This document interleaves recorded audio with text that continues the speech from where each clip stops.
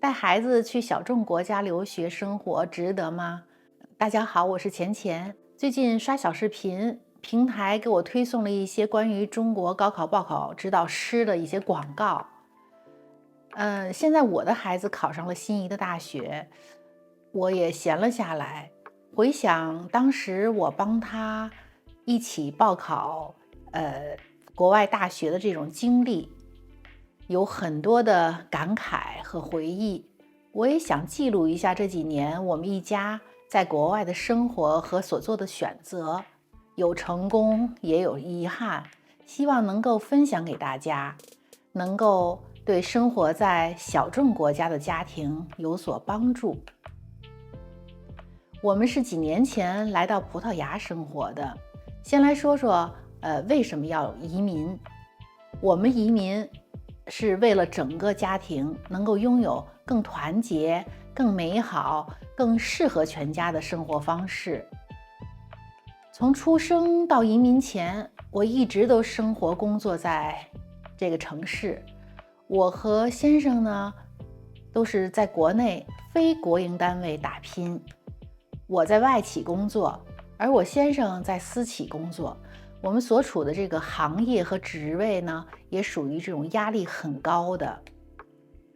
我先生当时的身体已经出现了状况，难以继续应对国内高强度的工作压力，而孩子当时呢就读于重点的公立小学，还要参加各类的补习班。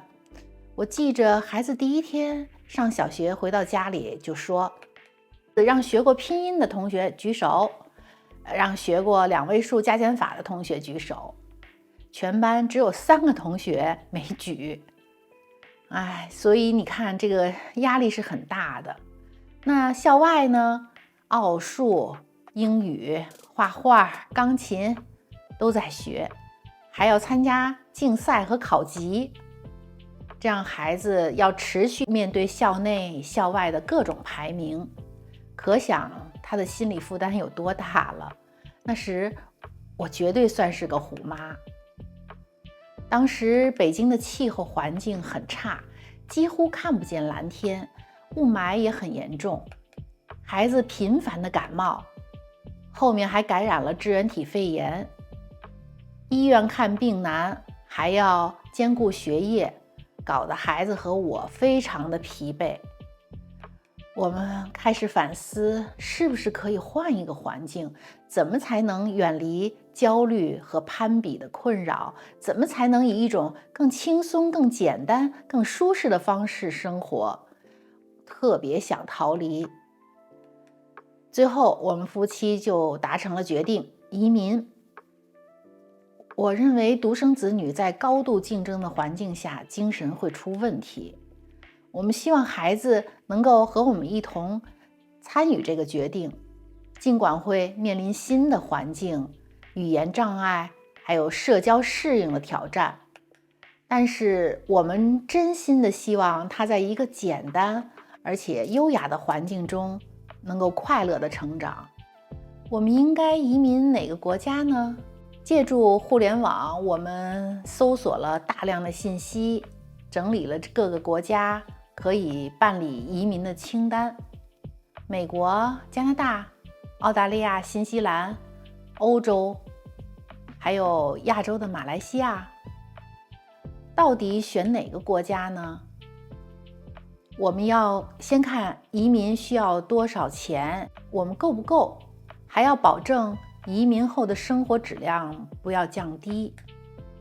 第二呢，我们还要考虑移民的政策是不是宽松，门槛高不高，就比如是否可以工作，居住的时间要求是怎么样的，语言的要求是怎么样的，还有转永居国籍它的难度是怎么样的，这个法案是不是立法了。第三，这个我们申请的流程是不是方便，而且比较迅速。虽然美国1:5项目有其吸引力，但是呢，考虑到它的保障和快速处理的需求，我们只能排除了。第4就是当地的福利怎么样，是否是公费医疗，医疗水平又怎么样，然后当地的教育系统是怎么样的，孩子的学习是否对后续的大学和工作发展有利。你就比如说可以上哪儿的大学，就业是怎么样的。第5就是我们认为英语国家肯定是最好了，最起码的移民的国家也要是当地的英语普及程度比较高，华人不要太少，最好有唐人街，因为这样就可以吃到可口的中国菜，也能买到一些中国的调料啊之类的。最后我先生就强调了一些特殊的要求，他是希望气候要温暖宜人，治安呢也要比较好。而我呢也希望能够选择一个和中国有直航的这个国家。我们在考虑的过程中呢，特别的关注了国家的安全指标。幸运的是，当时欧洲的葡萄牙、西班牙还有爱尔兰，为了提振本国低迷的经济，出台了黄金居留政策，让我们有了不错的选择。再加上当时英国还没有脱欧，我们当时的想法是，如果孩子以后想去英国读大学，那欧盟的学费不是很便宜？其实不考虑天气，爱尔兰更好，因为它的教育，而且它离英国近，还是英联邦，同时它又在欧盟。但是我们最终还是选择了葡萄牙，因为它是最符合我们要求的。有阳光，有海滩，有美食，冬季温暖，最低10度左右，而夏季呢又不太热，也就是在30度左右。那么还有浓厚的文化氛围，当地人呢非常的热情还友好，基本上都可以用英语沟通，这点比西班牙要强一些。虽然不是英语母语国家，但想想多学一门语言真的可以是多一份技能。而葡萄牙呢是世界第5大语言，有2.4亿人口在使用。移民要怎么操作呢？最重要的我认为就是去考察。我们不想被中介忽悠，完美的世界是不可能存在的，我们希望自己去分辨和选择。考察阶段就先后去了2趟欧洲，分别是暑假和春节，全程都带着孩子，让他有机会一起跟我们感受，并且能够参与决策。最终确定了葡萄牙这个国家，里斯本这个城市因为这里最符合我们的需求。接下来在网上就联系了3所国际学校去参观。这样的优点就是既让孩子可以体验学校，又能让学校能考察孩子。实际上学校也要考察家长的，所以呢最好事先准备一下，全家一起去。因为我认为这样呢就可以提高这个入学的成功率。孩子到心仪的学校呢试读了1天，全方位的感受到教学的这种氛围。这里有些国际学校是可以申请试读1天的。至于学费嘛，我记得7年总共的学费含IB 课程的费用大概是10万欧元。因为国内开车接送孩子上下学特别麻烦，交通拥堵，然后呢按时接送呢有时候都是问题，所以我们决定就在葡萄牙找房，一定要在学校的周边。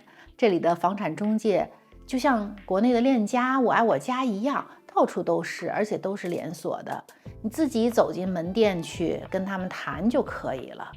最终我们就选择了离学校走路不到10分钟路程的房子。再接下来呢就是要去找律师了。那怎么找呢？可以通过当地的广告，可以通过房产中介介绍，然后这样联系了律师以后呢，因为律师要帮你向移民局提交这个房产投资啊，还有其他的一些的这个证明，然后呢去做申请。所以以上的步骤呢都是我们自助做的，办起来呢也挺顺利的。最后就是递交完材料，我们最后就是回国静等批复。同时呢，这时候要列出并随时更新一份待办事项的清单。这个如果有需要，我是可以分享的。大概3个月以后，我们的居留卡就寄过来了，那么就开始了海外的生活。移居欧洲葡萄牙是我们全家经过深思熟虑的决定。整个过程都是那种自助办理，所以现在孩子考上了心仪的大学。回顾过去一路走来，既有顺利，也有坎坷，但是我认为这个决定是一个非常明智的选择。国内有很多值得我留恋的繁华便利，还有我的亲朋好友，我现在随时都可以回去体会。这样让我感觉到就更加的自由。